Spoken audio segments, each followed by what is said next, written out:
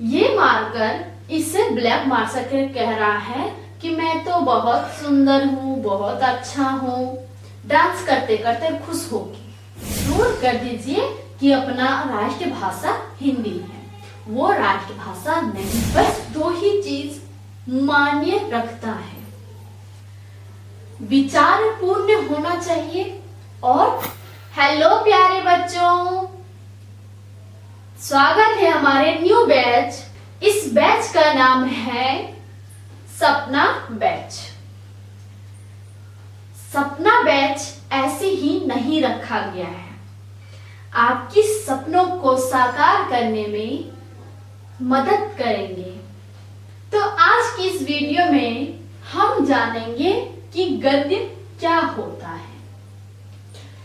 गद्य को पढ़ेंगे, समझेंगे। जिस तरह हम लोग बुक में पढ़ते हैं गद्य खंड, काव्य खंड, कभी ये सोचे कि गद्य का मतलब क्या होता है, काव्य का क्या मतलब होता है? तो नहीं सोचे, कोई बात नहीं। आज और अभी सोच लीजिए और फिर अभी तुरंत इसका जवाब भी ले लीजिए और समझ लीजिए अच्छे तरीके से। तो हम गद्य को समझेंगे कि गद्य क्या होता है, लेकिन गद्य को समझने के लिए सबसे पहले हमें भाषा को समझना पड़ेगा। जिस तरह कखारा सीखने से पहले स्वर व्यंजन सिखाया जाता है, कभी देखे हैं कि पहले लिखा हो का खा गा घा, कखारा लिखा हो और बाद में या से आम या इमली सब हो? नहीं देखे होंगे। क्यों? क्योंकि सबसे पहले कखारा को समझने के लिए हमें स्वर व्यंजन को समझना पड़ता है, मात्राएं को समझना पड़ता है।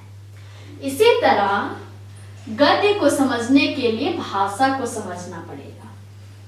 तो आइए हम समझाते हैं। भाषा हम बोलते हैं उसी को नहीं कहते भाषा। सिर्फ बोलना ही भाषा नहीं है। बोलना तो एक आवाज हो गया, बोलना तरीका, काम हो गया, लेकिन भाषा किसे कहते हैं? तो भाषा व्यक्ति, कोई दूसरा व्यक्ति पहले व्यक्ति की भावना, यानी कि एक व्यक्ति किसी दूसरे व्यक्ति के अभिव्यक्ति को समझे, उसे ही भाषा कहते हैं। अब हम आपको एग्जाम्पल से समझाते हैं, तभी समझ में आएगा। हमने एक मार्कर ले लिया, अब हमारे हाथ में दो मार्कर हो गए, एक ब्लू और एक ब्लैक। अब ये ब्लू मार्कर इससे कह रहा है, ये तो बोल नहीं सकता है, ठीक, निर्जीव हम मानते हैं, लेकिन एग्जाम्पल के तौर पे हम आपको समझा रहे हैं। ये मार्कर इससे ब्लैक मार्कर कह रहा है कि मैं तो बहुत सुंदर हूँ, बहुत अच्छा हूँ। डांस करते करते खुश होगी, मान लो। फिर ब्लैक मार्कर इस भावना को समझ जाते हैं कि ब्लू मार्कर हमें कह रहा है कि मैं तो बहुत मस्त लग रहा हूँ, अच्छा लग रहा हूँ। तो भावना को समझने को ही भाषा कहते हैं। ऐसा नहीं है कि इंसानों में ही भाषा होती है, जानवरों में भी भाषा होती है, पक्षियों में भी भाषा होती है। वो लोग भी अपने एक भाषा बोलते हैं जिसमें वो लोग भी समझते हैं कि ये क्या कह रहे हैं, ये क्या कह रहे हैं, एक दूसरे को समझते हैं। तो जरूरी नहीं है ये बात को मानना कि इंसानों में ही भाषा होती है, जानवर भी तो अपने भाषा में बात करते हैं। तो अब हम आगे समझते हैं। भाषा तो हमने समझ लिया, अब आता है भाषा का रूप। क्या आता है? भाषा का रूप। अब भाषा का 3 रूप होते हैं। पहला बोलियां, दूसरा परिनिष्ठित भाषा, तीसरा राजभाषा या फिर राष्ट्रभाषा। इन दोनों को हमने लिखा है। आप सोच रहे होंगे कि ये दोनों क्यों लिखा गया है? तो इसका भी जवाब अभी देंगे। थोड़ी सब्र रखिए, सब्र का फल ही मीठा होता है। तो पहला है हमारा बोलियां। हमारे भारत देश में 650 लगभग बोलियां बोली जाती हैं, मतलब भाषा को बोलना। कितने? तो 650 के लगभग। 1-2 नीचे ऊपर हो सकता है, कंफर्म नहीं है, लेकिन 650 बोलियां बोली जाती है। अगला है परिनिष्ठित भाषा। अब ये परिनिष्ठित भाषा क्या है? तो बच्चों, परिनिष्ठित भाषा उसे कहते हैं जो पूरी देश में समझ आ सके, यानी कि एक ऐसा भाषा जो किसी भी राज्य में वो भाषा को वो समझ सके, उसे ही कहते हैं परिनिष्ठित भाषा। जैसे हमारा भारत देश में हिंदी भाषा को कोई भी राज्य में समझ सकते हैं, आसानी से समझ लेते हैं। बाकी बात अगर कोई अन्य भाषा को यूज किया जाए, हर राज्य नहीं समझ सकते। ये हिंदी भाषा हर राज्य को समझ में आती है, उसे ही कहते हैं परिनिष्ठित भाषा। अगला है राज्य भाषा। राज्य भाषा वो होता है जो हमारे राज्य में बोला जाए, यानी कि किसी राज्य में अपना एक भाषा हो और उसी भाषा को बोला जाए, उसे ही राज्य भाषा कहते हैं, राजभाषा। जिस तरह गुजरात में गुजराती बोली जाती है, पंजाब में पंजाबी बोली जाती है, मराठ में मराठी बोली जाती है, उसे ही कहते हैं राजभाषा, अपना भाषा। समझ गए? राजभाषा। अब आता है राष्ट्रभाषा। राष्ट्र मतलब पूरे देश का। अब पूरे देश का कोई भी भाषा को लागू नहीं किया गया है। अब क्यों नहीं लागू किया गया है?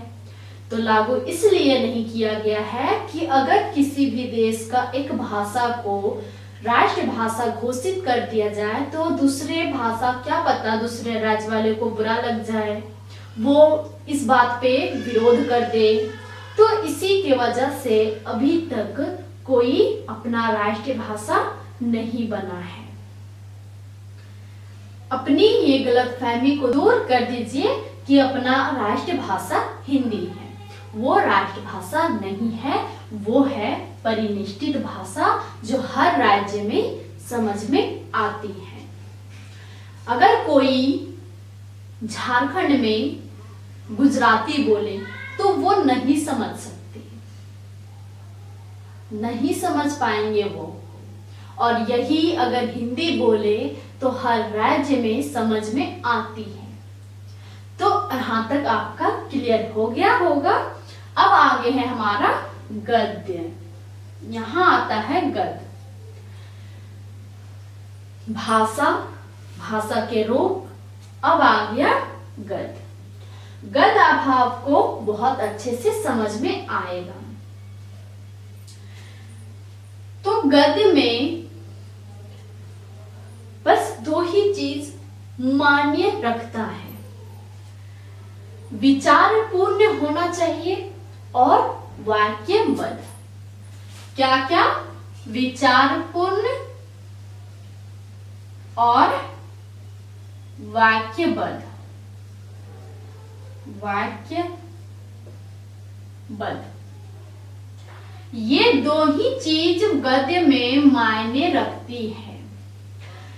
इसमें छंद, तुक, लय का कोई जरूरत नहीं है। जरूरी नहीं है कि उसमें छंद हो, तुक हो, लय हो। छंद मतलब सजाना, जरूरी नहीं है कि इस वाक्य में सजावट हो। तुक मतलब मिलावट, सुंदरता।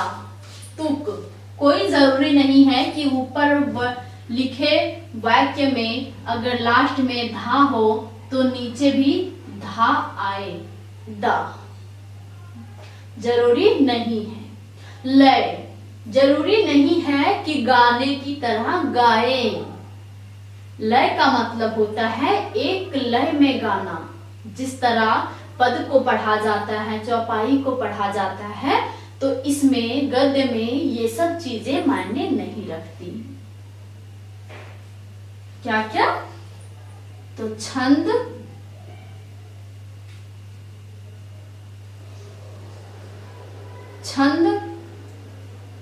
तुक और लय, ये सब चीजों की कोई मायने नहीं है। जरूरी नहीं है कि ये सब मौजूद हो तभी वो गद्य होगा।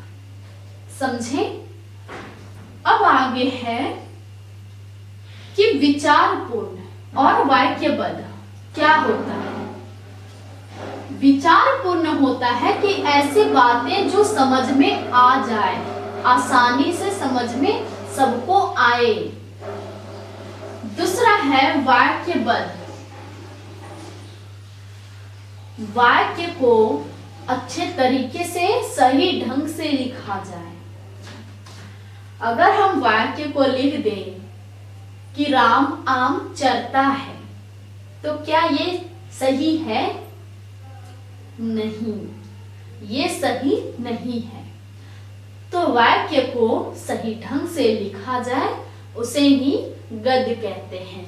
जो विचार भी पूर्ण तरीके से समझ में आए और वाक्य भी समझ में आए। समझ गए गद्य?